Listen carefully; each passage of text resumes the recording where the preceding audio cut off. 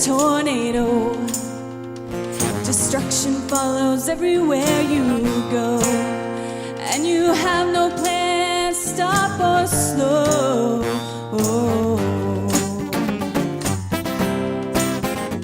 And I will not let this bitter root grow in me. I will not let you leave that legacy. But it gets so hard and pain is all I see. And every time I find healing, you're making a new mess. And I am learning the real meaning of forgiveness.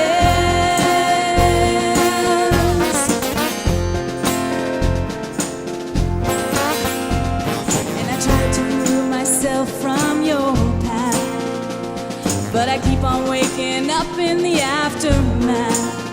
So I pick up again and say I won't look back. Oh, and I will not let this bitter root grow in me. I will not let you leave that legacy. But this constant fight is breaking me. Oh, and every time I find healing, you're making a new mess. I am learning the real meaning of forgiveness. Oh, oh, oh.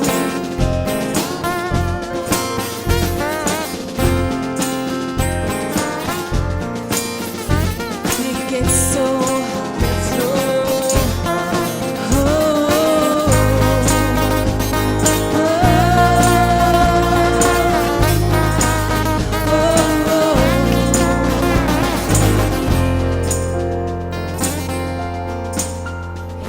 and it hurts when you hit at the hearts of the ones I love, when everything you touch is rubble and dust, and it gets so hard to know how to trust.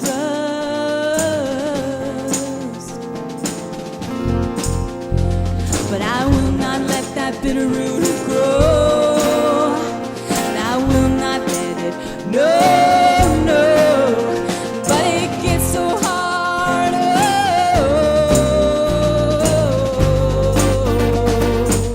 And every time I find healing, you're making a new mess.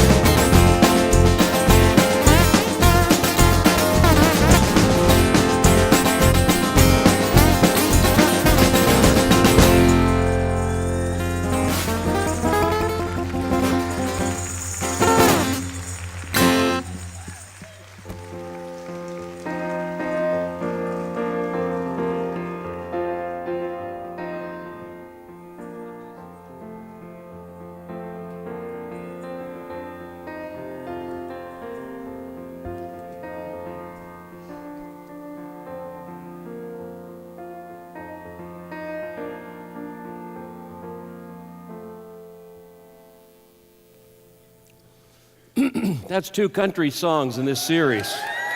I don't know. And that was even kind of bluegrassy kind of country. But hey, I'm open to all new things, so it's great. We've been working our way through the book of James in a series called Pressure Points. And we've been looking at a number of these pressure points that James addresses. And one of the things I would encourage you is, as we've gone through this series, that you might take a chance and read that little book near the back of the Bible. It's a great little book with practical application, and we've been working our way through that. And today is no different. What we're going to talk about today is probably one of the things that all of us at some point next week will struggle with. Not last year, not 10 years ago. What we're going to talk about today is something that every one of us struggles with. I mean, if you were to think of when are the best moments of your life, when you were to think of the highlight reel of those important moments that stick in your memory, those memorable joy moments that you have experienced, those times where you would conclude, life is awesome, life is good, life doesn't get better than that. When you think of those moments, is there one thing that threads them all together? Is there one common factor when you look at those memorable moments in your life that you just love? Is there a common factor that threads them all together? I think there is. And I would conclude that it has something to do with the important people in our lives. It has something to do with those closest to us. When you think of those memorable moments that you cherish, it's who you did them with that made them memorable. But when you think of the darkest and saddest moments in your life, you know, those stress-producing times, joy-robbing moments, when life kind of sucks, not too happy with life, you feel overwhelmed. Is there a common theme for those as well? Exactly the same thing, isn't it? It's exactly the same thing. Most of us would conclude that the common theme that threads those difficult moments of life together is relationships with people, those who are especially closest to us, and it can really mess up our lives, can't it? When relationships go sour and they go sideways and they're just awful, it can really mess with our lives. It messes with our emotions. It's relationships that make all the difference one way or another. And if there is one thing that sours relationships, strains relationships, one thing that kind of makes relationships you just want to be in them anymore, it is this thing called conflict. It is conflict. Nothing wrecks a relationships that are important to us more than conflict.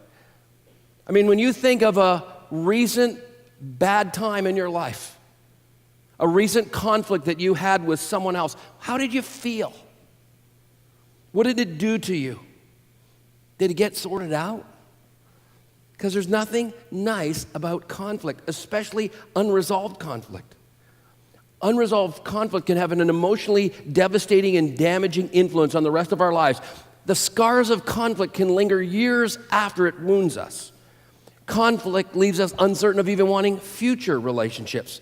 Conflict can damage us so badly on the inside, and it ripple effects into every other area of our lives. It can bleed over into other relationships. There is nothing nice about conflict. Unfortunately, the reality is, conflict is a fact of life. It's a fact of life. In fact, this first statement, I think, is so important. It's just the truth about it. If you live, work, or associate in any way with people, we all do that, it's inevitable. You'll have conflict. You just will. And James, the little brother of Jesus, who is writing to a very large church that he is the pastor of, is dealing with the issue of conflict because of how important it is in our lives. And James eyewitnessed conflict in the life of Jesus. He saw those who opposed Jesus, who mistreated him, who slandered him, who mocked him, who betrayed him, arrested him, and eventually crucified him. James had a front row seat to that kind of conflict. And James is the pastor of the original church in Jerusalem. It's a very large church, very influential church, and he had a front row seat to some major conflicts, and I think some of them he was directly involved in. Because church community can have conflict as well, can it? In fact, one of my favorite writers and pastors is Bill Hybels, and he says these words: genuine community is not the absence of conflict. It is the presence of a reconciling spirit. It's not the absence, it's the presence of a spirit to reconcile. Now, James deals with this topic differently than most who deal with this topic.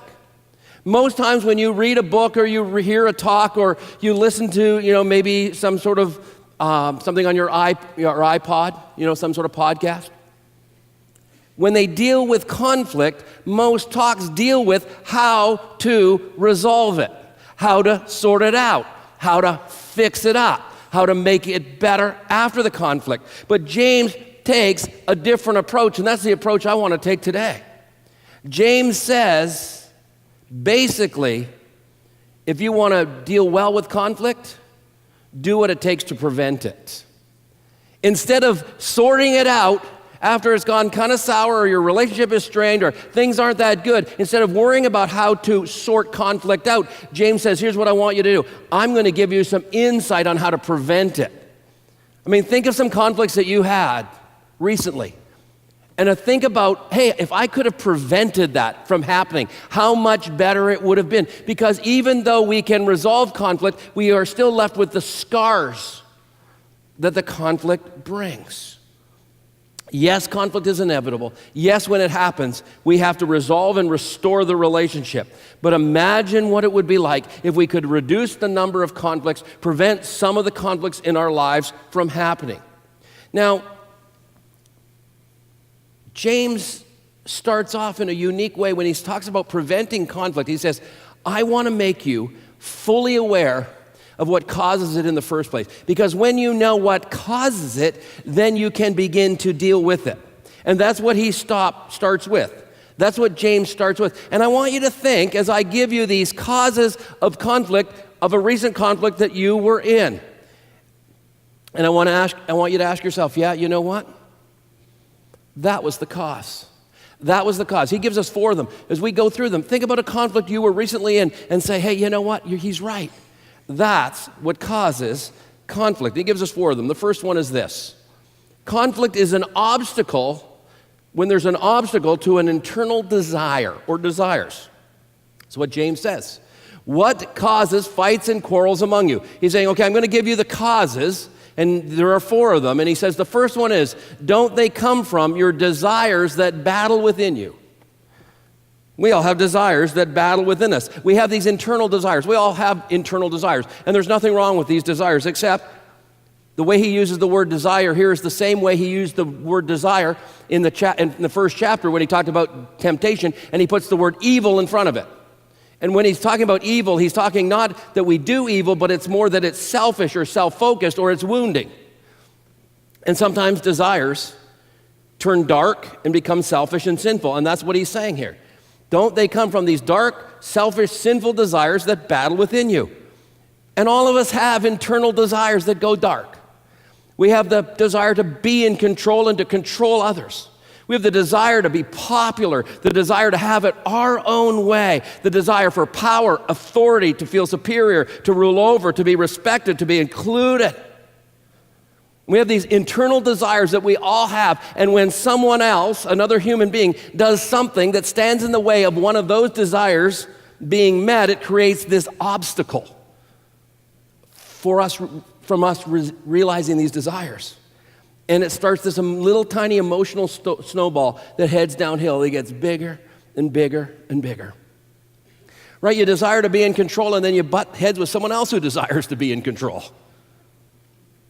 Or you desire to have it your own way and your spouse won't let you. It's a good thing.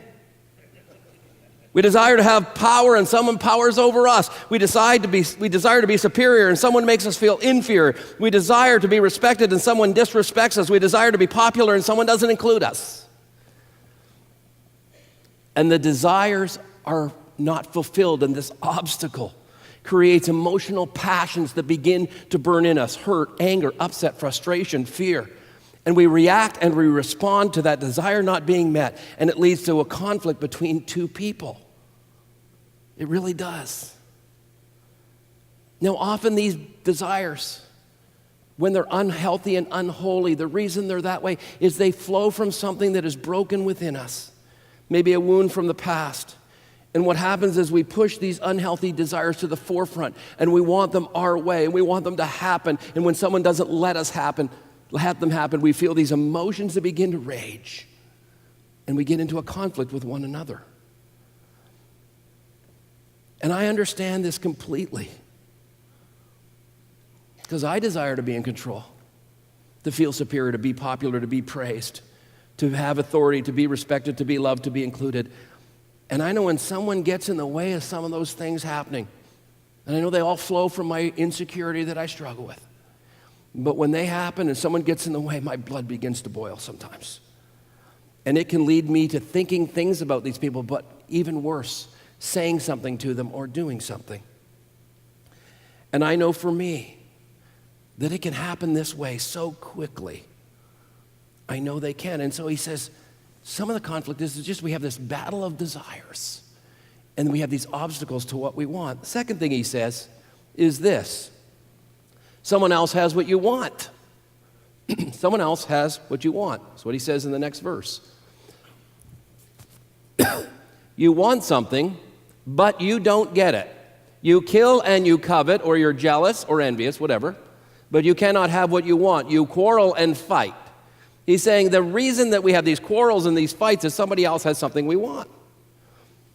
Now, it can be something mixed with the first cause.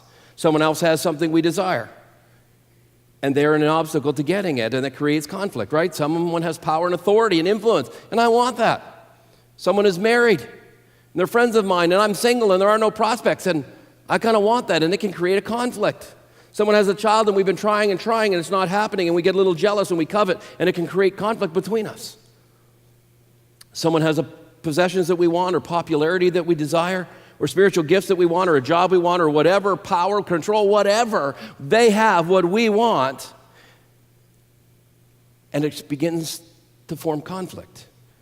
Now, sometimes it's not what they have that we want, it's something that we have that we think they might take away.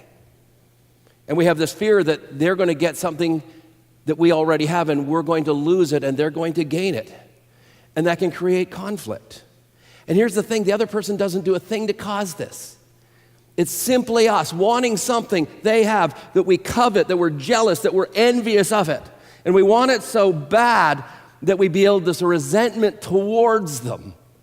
And it creates a conflict between us, and they haven't done anything to cause it.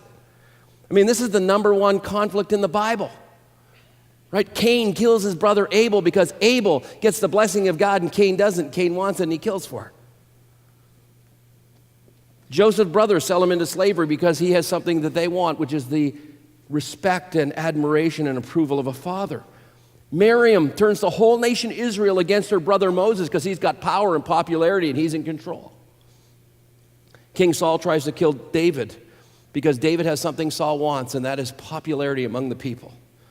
And the Jewish religious leaders put Jesus to death because he has the admiration and he has the following of large groups of people, and they want it. And I'm telling you right now, the reason Jesus was put to death on the cross by the Jewish religious leaders from a human standpoint was because he had something they wanted. I have felt this firsthand in ministry with colleagues and coworkers. I have felt this in family life, resentment, because I had something, achieved something, succeeded somehow, they wanted it, and it created conflict, and I didn't do nothing to cause it. So what is it that you want that someone else has, and it's creating a resentment inside of you, and it is beginning to cause a conflict between you and the other person? What is it that you fear losing to someone else that is creating resentment and conflict? You know, James says in verse 16 of chapter 3, just before, he says, "For where you have envy and selfish ambition, there you find disorder and every evil practice." When you get envy and selfish ambition, these first two causes of conflict, they create disorder. Third thing that he says that creates conflict is this: we have the wrong motives. We have the wrong motives. James 4:3. When you ask, and he's talking about asking of God, when you ask God, you do not receive because you ask with the wrong motives, that you may spend what you get on your own pleasure. He's describing a conflict that happens between us and God because someone has what we want, or someone, we have that resentment, or we wonder, why don't we get it? We deserve it. I'm as good as they are. Hey, God, what's up with this? And James says, hey, don't blame God. The reason you don't have what you want is you've never prayed about it. When you do pray about it, you ask for your own selfish motives. It's all about you. It's all about pleasure, or the word could be self-pleasing. And he says you go to God with these selfish motives and you want things for your own pleasure. And he says God's not going to answer yes to those kind of prayers. He's just not going to. But I think the same selfish motive as we go to God with bleeds over into other relationships as well, and it is a common cause of conflict. Selfishness creates relationship-destroying conflict. It is. It's about selfishness. I mean, put two selfish people in a marriage and you will have conflict, and it won't last that long. Have one selfish person in a marriage and it'll last a little longer, but eventually that thing will begin to unravel. Selfish motives in any relationship create relationships that don't last. When it's all about me kind of attitude and it's about what I want and it's about my way, that creates conflict. And they're not easy to detect because none of us wants to be known as selfish, right? If I say, how many of you feel you're selfish? There won't be many hands go up. And we can rationalize and we can justify why, hey, it should be this way. I should deserve it. I should have it my own way. And I get selfish at times. I want my way and Sue doesn't always agree, and I get a little selfish and it creates a little conflict, and I kind of pout and I give the silent treatment. That's how I deal with it. I'm not the only one. I think one of the creators of conflict within a marriage relationship is money.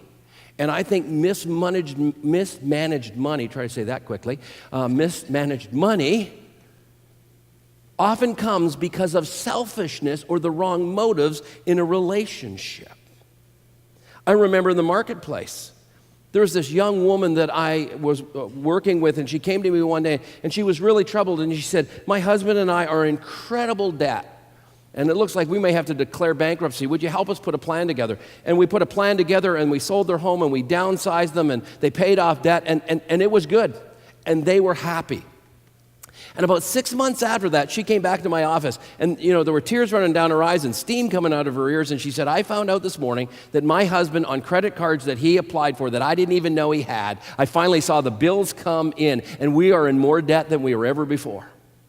And she said, here's the credit card bills. And I looked at those bills. You know what was number one on the list? It was from a pet store. He'd bought an iguana for $1,500. Problem is, he told her that a friend gave it to him. Now, that wouldn't cause any conflict in a relationship. And then there was a big screen TV and a surround sound that he told that he wanted a golf tournament. And there was sports equipment she didn't know they owned, and she was ready to ditch this guy. And I remember meeting with him, and he tried to rationalize and justify why it was okay for him to do this. Now, I'll tell you, it was selfish motives, and it nearly wrecked that relationship. I mean, we live in a world of iTunes, MySpace, YouTube. We even have a magazine called Self. We're told by advertisers, you can have it your way. And I tell you, I think it's creating a culture that is so self-focused, and that's a nice word for selfish. It flows everywhere. We live in a TGIF world: Twitter, Google, Instagram, and Facebook. And I don't think anything is more self-promoting than that. Really. Think about it. It's all about what are they called? Selfies, right. Self-promotion. And I think this is slowly causing selfishness to be dominant in our culture. And this is what we create: a universe. A universe where you are the center of the universe, and everything else revolves around it. When we get selfish, it's all about us. And you get people in a relationship who are, both in their own little universe, and you get two universes that collide, creates conflict. Our motives are all about the universe. It's all about our pleasure. What pleases us. It's all about having it our way. The next thing that he says, the final cause is this. We have conflicting values. Conflicting values. He says, you adulterous people, don't you know that friendship with the world is hatred towards God? Anyone who chooses to be a friend of the world becomes an enemy of God. He's saying there are competing values in our world. There are God's values and there are cultural values, and sometimes they're the same, and that's a good thing, but when they're not, they're competing values. And you put people in a relationship where there are competing worldviews or competing values, you are bound to have conflict. That's why Paul writes to a church in major conflict. He says, don't be unequally yoked together with those who have competing values or worldviews. That's what he's talking about. And guess what? He is not just talking about marriage or dating. He's talking about business partnerships. He is talking about any kind of significant relationship that you join together with people who have different values than you do, different worldviews than you do. You get that closely connected together, and you're going to have conflict.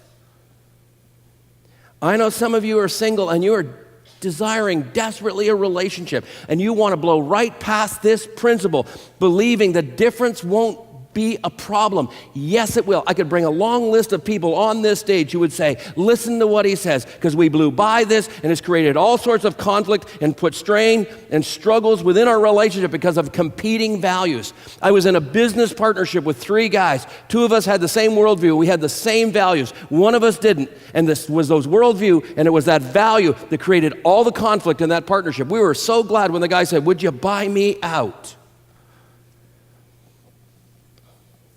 Now, I know that in some relationships this changes. You have 2 people who have the same worldview and the same values, and then one of them says, you know what, I want God in my life. I want to have a relationship with Jesus. And it changes the values, changes the worldview, and it can create conflict. I am not talking about bailing on that relationship, but it is difficult.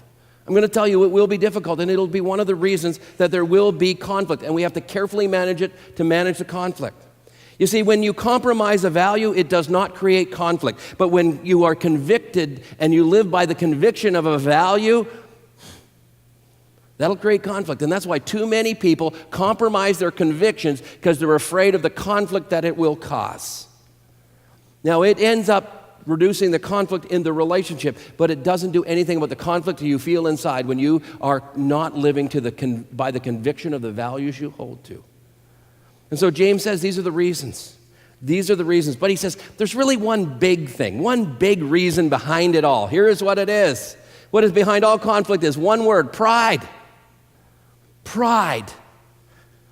God, he says, opposes the proud. He says pride is behind all of this. Pride wrecks relationships. I talked to a very successful relationship counselor who works very hard at reconciling people together. And I said, what's the number one reason that relationships do not reconcile? People do not forgive. She said, it's pride. Simple, plain, old-fashioned pride. See, pride is behind the desire to control, to have it your way, to be popular, to be superior. Pride is behind envy because you say, I deserve what they have and I don't. I deserve it. It's a pride. Pride says, I'll choose whatever value system suits me and I'll do it my way. Pride divides friends, keeps parents from talking to their kids and vice versa, keeps marriages in a competition with spouses, each of them wanting to win. Pride takes forgiveness and pushes it out of the equation. Pride keeps us from admitting we've made mistakes, acknowledging our weakness, and taking criticism and critique well. What is behind it all conflict, is one word: pride. Any of those causes is pride. So you have to ask yourself, are any of those causes creating conflict for me right now? Is there a cause? And is pride really behind it? Now, James describes these so we understand the cause, so we can prevent it.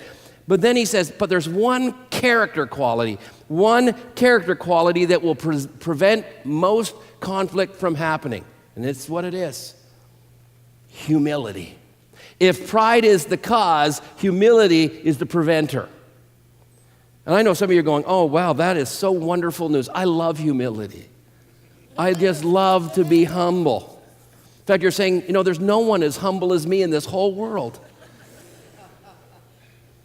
James says this. Let me go back here. James says this in chapter 4, verse 6. He says this: God opposes the proud.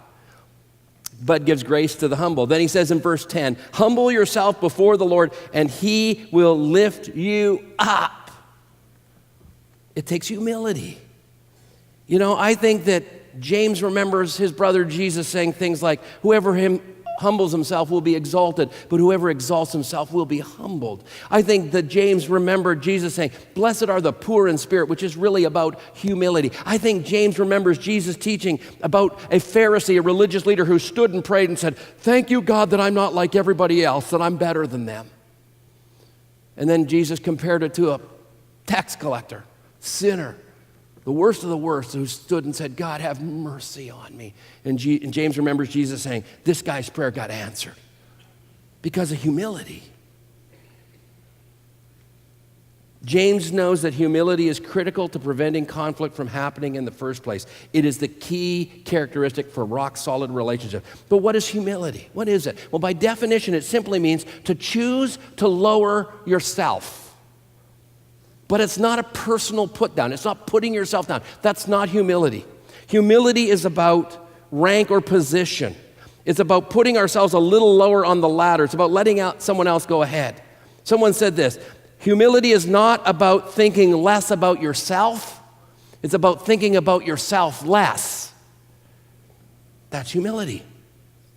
It's kind of like standing in a checkout line and you're really busy. And you're next in line and you look back and there's a line of 20 people and you say, you know what I'm going to do today? I'm going to go back and I'm going to let the person who's 10th in line, I'm going to let them have my spot and I'm going to take their spot. That is really what the definition of humility is. It's making that choice. The Bible writer, Paul, pretty arrogant, prideful guy in his life, very self-focused. He's kind of speaking to a church going through lots of struggles with the whole idea of getting along. And this is what he says to them. Do nothing out of selfish ambition or vain conceit. We've talked about those being the causes of conflict. But in humility, and then he says, here's the definition, consider others better than yourself. Each of you should not only look at your own interest. By the way, in the original language, the word interest isn't there. It's looking not only to your own, and then you can fill in the blank, but also to the of others. They put interest there because it needs something in the sentence. And what he's saying here is humility is about being others-focused more than me-focused. And I'm telling you, the starting place is this. I'm 51% others-focused and 49% me-focused. That's the start of humility. It's the opposite of all that pride is. Humility allows me to see my struggles and my sin, to listen more and speak less, to consider what the other person is going through and feeling, to refrain from judging someone else. It sees them from their point of view. Humility holds back anger, sees and deals with our brokenness, allows us to be patient with others. You see, when we feel resentment because of jealousy and envy, when we feel the emotion stirring because something is standing in the way of desire, it is humility that pours water on the fire. It takes humility. And it keeps our motives not fixed all about us, but it says, my motive is all about the other person. That's humility. And he says, what is our motivation? Well, in James 4:6, I think I've got that up here. Oh, James 4:6, he says, God opposes the proud, but gives grace to the humble. So here's your choice this morning. You can have the opposition of God or the grace of God. Your choice. Seems what he says. God opposes the proud. I can't imagine standing on the first tee of a golf tournament and Tiger Woods stood beside me. And they said, everything hinges on you beating him. I would not do it unless he was still recovering from surgery. Or he was comatose. That's a huge opposition. But that's minor compared to God opposing the proud. When we're not willing to humble ourselves, it says God opposes the proud, but he gives grace to the humble. That's got to motivate us. It's got to motivate us. And then he goes on and he gives us an illustration. And he says that illustration is Jesus. Jesus is our illustration. He is our picture of what it looks like.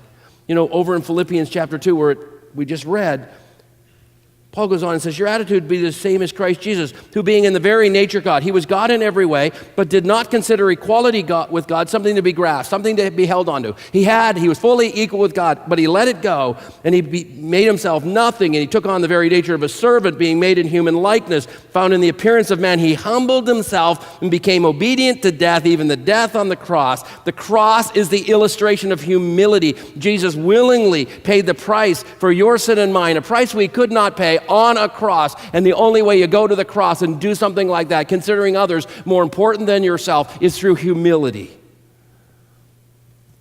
Jesus is our model, our picture of humility. Read Matthew, Mark, Luke, John. We call them the Gospels.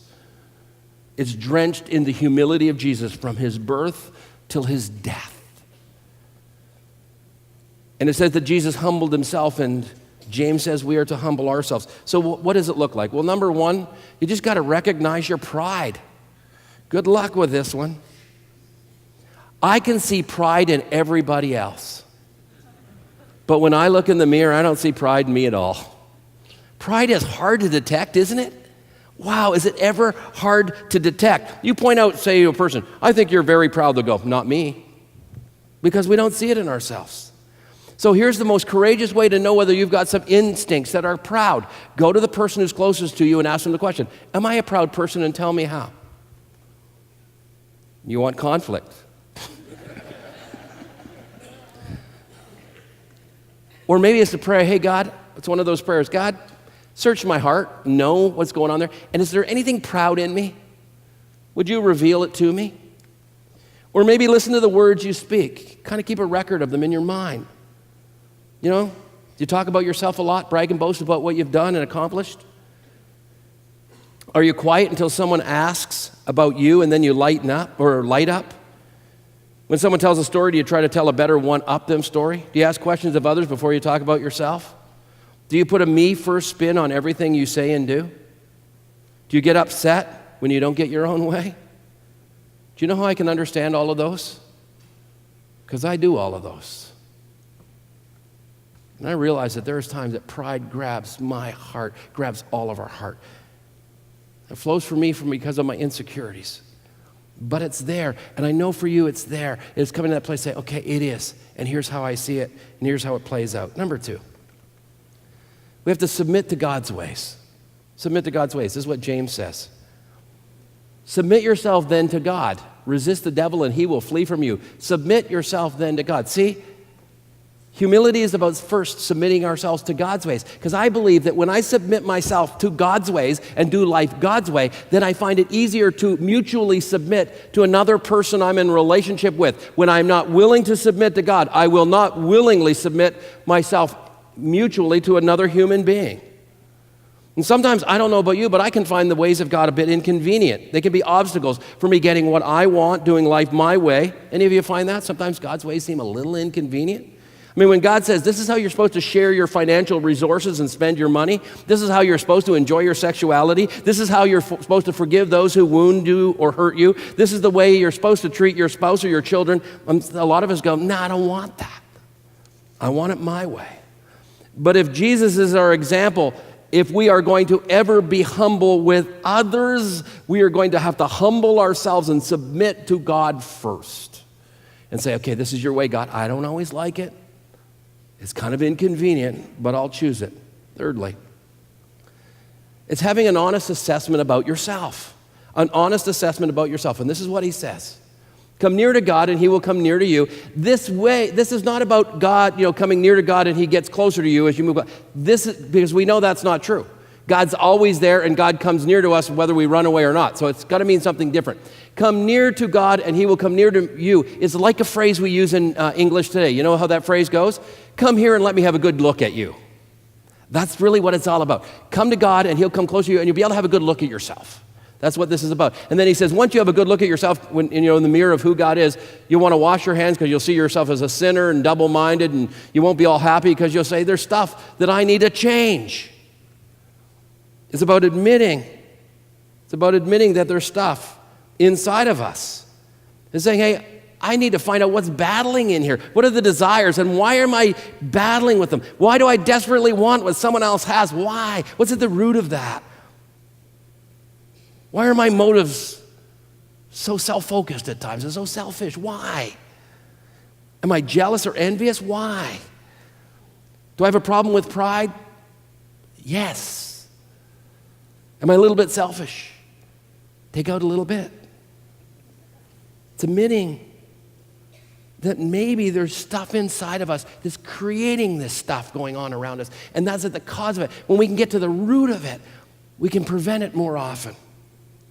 It's admitting that we can't fix any of this without God, and which leads me to the last one. It's having a realistic understanding of God's involvement in your life. Do you get that? Do you get a complete understanding of God's involvement in your life? James says this, why? You don't even know what will happen tomorrow. What is your life? You're a mist that appears for a little while then vanishes. He says on the timeline of eternity, you're just a little bit of steam, a little puff of smoke. It's all you are. It's all you are. It's good news. Say it with me. I'm a little bit of steam. Let's admit it. I'm a little bit of steam. And some of you let it off. He says you're just a bit of a mist. On the eternity timeline, you're just a little puff.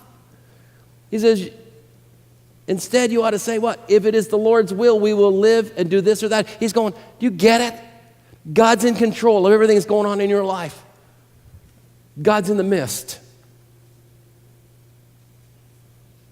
You know, Paul gets into a debate with some Greek philosophers who all think they got it all figured out and they're kind of successful and they know what they're talking about and they don't need God. And this is what he says. The God who made the world and everything in it is the Lord of heaven and earth. And he does not live in temples built by hands. They were building temples to their gods. He says, and he is not served by human hands as if he needed anything, because he himself, God himself, gives all men, all women, life and breath and everything else. For in him we live and move and have our being. As someone, and he says to them, as one of your own poets said, we are his offspring. We are children of God, and we live and move and breathe because of the choice of God. It's God's involvement in our lives. You know what some of us think? We're something because of us, not because of God. It's like the story. This man and woman, very successful businessman, pulls into a gas station with his wife, and he gets out to pump the gas, and she gets out of the car, and she goes and talks to the garage mechanic. They're having quite a chat, and he's wondering what's going on, and he finishes pumping the gas and pays and gets in the car, and she gets in the car, and he says, what's going on there? And she says, I went to high school with that guy. And when we were in high school together, we kind of had a bit of a relationship. And it could have turned into something. And they're driving along, and about 5 minutes later, he says, I know what you've been thinking about. You've been thinking that if you had married that guy, you'd have been the wife of a gas station mechanic and not a CEO like me. You know what she said to him? She said, that's not what I was thinking. I was thinking if I had married that guy, he would have been the CEO of a big corporation and you'd be a gas station mechanic.